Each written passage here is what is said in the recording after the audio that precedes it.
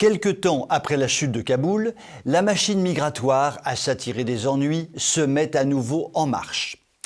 Les évacuations s'enchaînent à un rythme soutenu, sous le contrôle incertain et peu organisé des forces présentes sur place.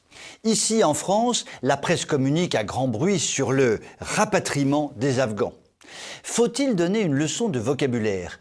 Les Afghans n'ont pas à être rapatriés chez nous pour la simple et bonne raison que la France n'est pas leur patrie. L'assimilation sémantique à la situation des rapatriés d'Algérie est pour le moins scandaleuse. Le million de pieds noirs et de harkis que nous avons accueillis, si mal d'ailleurs, en 1962, étaient, eux, français de nationalité et de cœur. Qu'à cela ne tienne, s'ils ne sont pas rapatriés, les Afghans qui fuient devant les talibans pourront bénéficier de l'étiquette inattaquable de migrants qui vaut tous les passeports, toutes les bénédictions pontificales comme politiques. Nous sommes donc sommés de leur ouvrir tout grand les bras. Pourtant, plus que jamais, il faut se poser la question avant de rejouer le couplet de la France éternelle, terre d'asile. Un rapport de l'Office des réfugiés, l'OFPRA, signale par exemple que les femmes sont ultra minoritaires parmi les réfugiés afghans, 8% seulement. Ce chiffre est alarmant.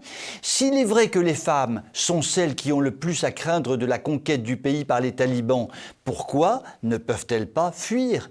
Et pourquoi les hommes qui, fuyant un régime soi-disant oppressif et régressif, et qui devraient donc tout faire pour protéger la gente féminine, ne s'en préoccupent pas un instant de cette gente féminine?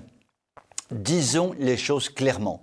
Les rapatriés, les migrants afghans que nous allons accueillir, massivement sans doute, ne sont pas nécessairement tous des combattants de la liberté ou les pauvres victimes de l'islamisme que veulent nous dépeindre les bien-pensants.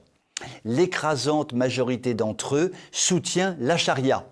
La meilleure preuve en est que 5 Afghans fraîchement accueillis en France font déjà l'objet d'une surveillance rapprochée pour risque terroriste.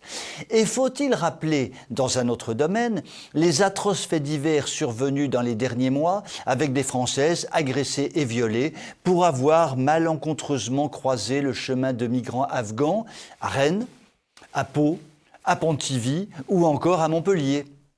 D'autres chefs d'État ont été plus prudents.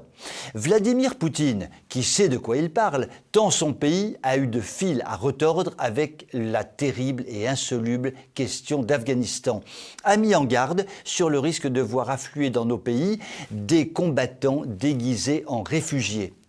Sébastien Kurz, le chancelier autrichien, a lui aussi été très clair sur la question. L'Autriche n'accueillera pas de migrants afghans. Mais la France, elle, fait toujours tout mieux que tout le monde et n'a probablement pas encore assez goûté aux joies des attentats et des assassinats perpétrés sur son propre sol par ceux qu'elle accueille. Ceux qui, à l'image d'Édouard Philippe il y a quelque temps, nous affirmaient que l'urgence n'était pas à l'accueil des chrétiens d'Orient, car leur avenir était en Orient, ferait bien ici d'appliquer la même règle. Quoi qu'on en dise, l'avenir des Afghans est bien en Afghanistan. Je vous souhaite une très bonne soirée.